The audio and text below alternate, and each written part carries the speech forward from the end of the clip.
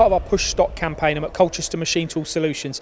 This machine is available for a quick delivery. This is a Colchester Typhoon B65 MSY, a 65mm bar machine with a Y-axis and 2 spindles. This is all about one-hit machining. Looking at the turret on this machine, it's a Sauter turret, a 12-station turret with driven tools for milling.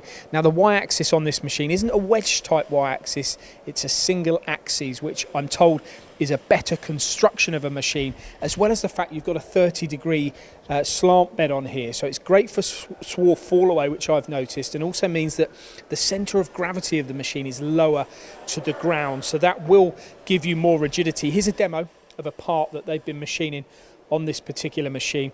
One-hit machining, machine one end of the component, transfer it to the sub-spindle and complete the part in one operation.